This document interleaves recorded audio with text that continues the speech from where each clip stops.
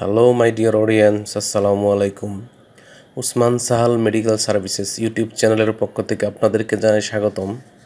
বন্ধুগণ, আশা করি আল্লাহর রহমতে আপনারা সবাই ভালো আছেন।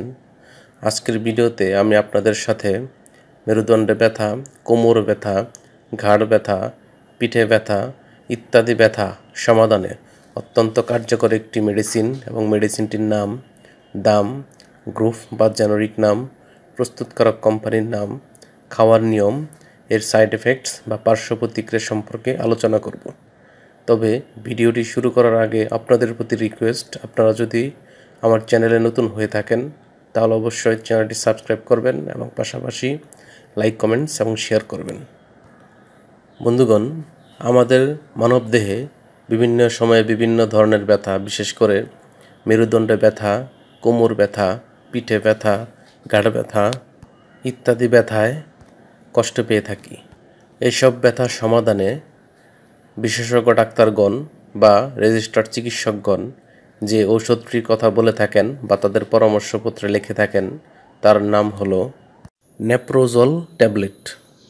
এটির গ্রুপ বা জেনারিক নাম হলো নেপ্রোক্সেন সোডিয়াম এবং ইসোমিপ্রাজল ম্যাগনেসিয়াম। এটির উৎপাদনকারী প্রতিষ্ঠানের নাম হচ্ছে জেনারেল ফার্মাসিউটিক্যালস লিমিটেড। নেপ্রোজল ট্যাবলেট যেটির মাত্রা 375 মিলিগ্রাম, সেটির প্রতি পিসের দাম 8 টাকা এবং যেটির মাত্রা 500 মিলিগ্রাম, সেটির প্রতি পিসের দাম 10 টাকা। এই ট্যাবলেটটি খাওয়ার নিয়ম হচ্ছে যাদের ওজন 30 কেজির ঊর্ধ্বে এবং 50 কেজির নিচে তারা 375 মিলিগ্রামের ট্যাবলেট একটি করে দিনে 2 বার সেবন করতে পারবে এবং যাদের ওজন 50 কেজির ঊর্ধ্বে তারা 375 মিলিগ্রাম বা 500 মিলিগ্রামের একটি করে ট্যাবলেট দিনে 2 বার সেবন করতে পারবে। এই ট্যাবলেটটি ভাঙ্গা, চোষা, চিবানো অথবা দ্রবীভূত করা যাবে না। ইহা খাবার অন্তত 30 মিনিট পূর্বে সেবন করতে হবে বা খেতে হবে। এই ট্যাবলেটটি খাওয়ার পর কিছু সাইড এফেক্টস বা পার্শ্ব প্রতিক্রিয়া দেখা দিতে পারে, যেমন পাতলা পায়খানা, গ্যাস্ট্রিক আলসার, পেটের উপর অংশে ব্যথা, বমি বমি ভাব ইত্যাদি পার্শ্ব প্রতিক্রিয়া বা সাইড এফেক্টস দেখা দিতে পারে। গর্ভাবস্থা এবং স্তন্যদানকালীন সময়ে এই ট্যাবলেটটি ব্যবহার বা এই ট্যাবলেটটি সেবন করা উচিত নয়।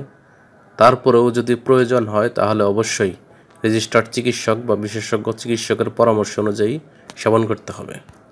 এই ঔষধটি 30 ডিগ্রি সেন্টিগ্রেড তাপমাত্রার নিচে আলো ও আর্দ্রতা থেকে দূরে ঠান্ডা এবং শুষ্ক স্থানে রাখতে হবে এবং সকল প্রকার ঔষধ শিশুদের হাতের নাগালের বাইরে রাখতে হবে এবং একই সাথে সকল ঔষধ ক্রয়ের পূর্বে অবশ্যই ঔষধের উৎপাদন তারিখ এবং মেয়াদ উত্তীর্ণের তারিখ দেখে নিতে হবে। ধন্যবাদ।